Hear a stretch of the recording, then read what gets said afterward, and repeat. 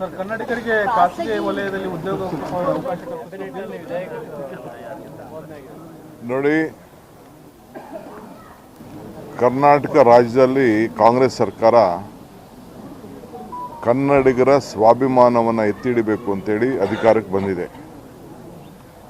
ನಾವು ಖಾಸಗಿ ಬೋರ್ಡನ್ನು ಹಾಕುವಂಥ ವಿಚಾರ ಇರ್ಬೋದು, ನಮ್ಮ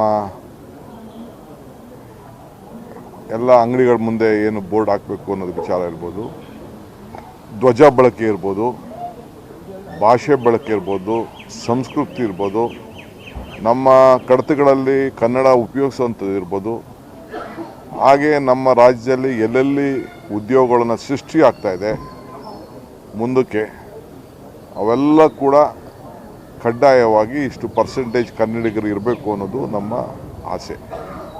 ಆ ದೃಷ್ಟಿಯಿಂದ ಇವತ್ತು ನಮ್ಮ ಕನ್ನಡಿಗರಿಗೆ ಮಿನಿಮಮ್ ಇಷ್ಟು ಪರ್ಸೆಂಟೇಜ್ ತಗೊಳ್ಬೇಕು ಅಂತೇಳಿ ಮೊನ್ನೆ ತೀರ್ಮಾನವನ್ನು ನಮ್ಮ ಸರ್ಕಾರ ಮಾಡಿದೆ. ಸೊ ಅದೆಲ್ಲ ಮುಂದಕ್ಕೆ ಚರ್ಚೆ ಮಾಡೋಣ. ಕಿರಣ್ ಮುಜುಮ್ದಾರ್ ಶಾ ಮತ್ತೆ ಬಯೋಕನವರು ಮತ್ತೆ ಇಬ್ರು ಕೂಡ ವಿರೋಧ ವ್ಯಕ್ತಪಡಿಸಿದ್ದಾರೆ ಸರ್. ಅಂದ್ರೆ ನೋಡಿ, ಕೆಲವು ನುರಿತ ಅಂತ ಕಾರ್ಮಿಕರು ಬೇಕಾಗುತ್ತೆ. ಟೆಕ್ನಿಕಲ್ ಇರೋ ಕಡೆ ನಾವು ವಿಲ್ ನಾಟ್ ಇಂಟರ್ಫಿಯರ್. ನಾವು ಅಂಡರ್ಸ್ಟ್ಯಾಂಡ್ ಮಾಡ್ಕೋಬೇಕಾಗ್ತದೆ. ಟೆಕ್ನಿಷಿಯನ್ಸ್ ಎಲ್ಲೆಲ್ಲಿ ಇರ್ತಾರೆ ಅವರು ನಮ್ಮ ಕರ್ನಾಟಕ ರಾಜ್ಯದಿಂದನೇ ಎಲ್ಲ ಬೆಳೆದಿರೋರು. ಟೆಕ್ನಿಷಿಯನ್ಸ್ ಎಲ್ಲೆಲ್ಲಿ ಇರ್ತದೆ ಆ ಟೆಕ್ನಿಕಲ್ ಇದಕ್ಕೆಲ್ಲ ಬೇಕಾದ್ರೆ ಸ್ಪೆಷಲ್ ಎಕ್ಸಂಪ್ಷನ್ ಕೊಡ್ತೀವಿ.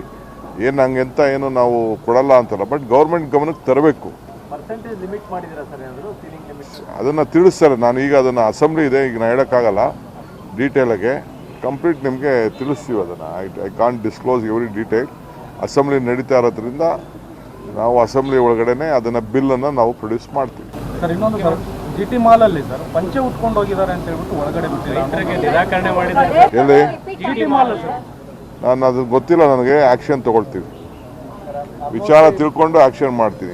ಕ್ಲಬ್ಗಳು ಹಿಂದೆನೂ ಕೂಡ ಚರ್ಚೆ ಇತ್ತು. ಕ್ಲಬ್ಗಳಲ್ಲೂ ಕೂಡ ಡ್ರೆಸ್ ಕೋಡ್ ವಿಚಾರ, ಮಾಲ್ಗಳಲ್ಲೂ ಮೆಟ್ರೋದಲ್ಲೂ ಇದೇ ರೀತಿ ಆಗಿತ್ತು. ಪಂಚೆ ಉಟ್ಕೊಂಡು ಬಂದ್ರು ಅಂತಂದು ಅವ್ರನ್ನ ಒಳಗೆ ಬಿಟ್ಟಿರ್ಲಿಲ್ಲ, ಅವ್ರನ್ನ ಟ್ರೈನಿಗೆ ಕೂಡ ಹಚ್ಚಿರ್ಲಿಲ್ಲ. ಈಗ ಮತ್ತೆ ಮಾಲ್ಗಳಲ್ಲಿ ನಮ್ಗೆ ಯಾರು ಮಾಹಿತಿ ಬಂದಿಲ್ಲ. ನಮ್ಗೇನಾರು ಅಂಥವ್ರು ಯಾರು ಮಾಹಿತಿ ಕೊಟ್ಟರೆ ನಾವೆಲ್ಲ ಡೈರೆಕ್ಷನ್ಸ್ ಇಶ್ಯೂ ಮಾಡ್ತೀನಿ ಬಿಡಿ.